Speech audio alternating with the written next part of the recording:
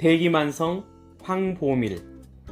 옛날에 유명한 의원들은 대부분 청소년 시절부터 의학을 공부하여 위대한 업적을 남겼는데, 황보밀은 중년에 들어서 의학 공부를 시작하여 만년에 학업을 성취하여 명의가 되었다.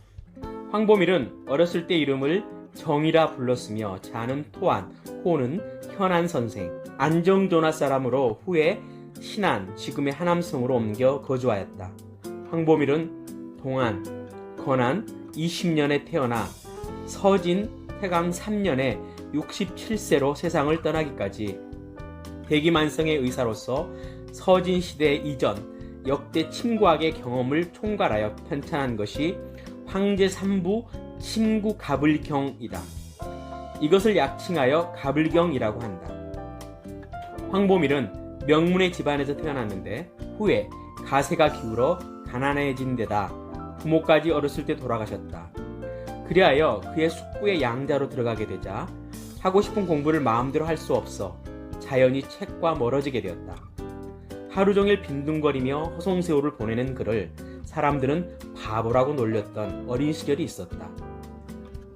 위나라 감로 원년, 그의 나이 42세가 되던 해, 날씨가 매우 습한 어느 날 갑자기 황보밀에게 병마가 찾아왔다. 돌연 몸의 반쪽에 통증이 오더니 금세 몸놀림이 부자연스러워졌다. 집안 식구들은 급히 의원을 불렀다. 풍을 맞아 마비가 되었습니다. 그 당시 중풍은 비교적 난치병이었다. 의원이 그에게 말하였다. 옛사람들은 중풍을 치료할 때 침과 뜸으로 경락을 소통시키고 혈기를 조절하여 효과를 바꾸었습니다. 중풍으로 황보밀은 심한 마음의 충격을 받았다. 반신불수는 그의 일상생활에 크나큰 영향을 줬을 뿐 아니라 독서를 하는데도 대단한 불편을 겪었다. 그러나 그는 끈기 있게 침구 치료를 계속하는 한편 의학을 공부하기 시작하였다. 결국 병으로 말미암아 그의 인생 진로는 의학으로 방향이 잡히게 된 것이었다.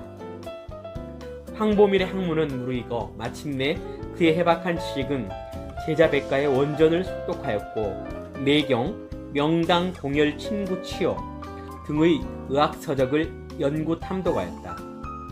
그는 의학서적에서 얻은 지식을 실제로 실험해보기 위해서 자기 몸에 직접 침 시술을 하면서 어떤 혈자리는 반신불수인 자신의 몸으로 찌르기가 힘들면 집안 식구를 불러 대신 찌르게 하였다.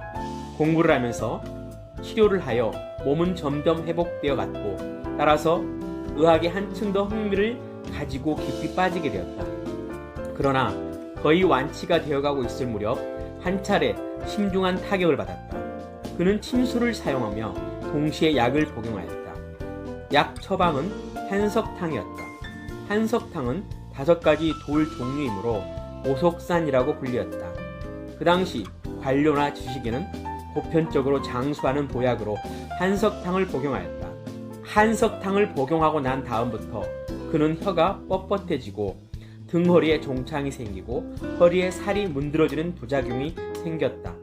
그는 반신불수에다 약화로 인한 부작용까지 겹치자 의기소침해져서 자살을 생각하기까지 했으나 마음을 고쳐먹었다. 그래, 내가 자살을 하면 지금까지 해온 의학 공부는 모두 숲으로 돌아가 버리고 말 거야. 그는 의학 연구에 책임감을 느끼고 열심히 살고자 결심했다. 위병 치료의 중요한 혈자리인 중환을 고대에는 태전이라고 불렀는데 삼국시대 오나라의 해의령, 여광의 의서에서는 배꼽 위 3촌으로 기술하고 있었다.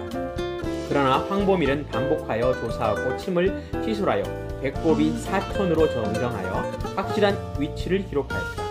황보밀은 부단한 의학 연구로 그의 성망은 날이 갈수록 높아지고 학문 또한 깊어져 지방관리가 그를 효렴으로 추천하였지만 그는 사절하였고 그 당시 재상 사마소가 친히 그에게 관직을 주려고 초청하였지만 사양하였다.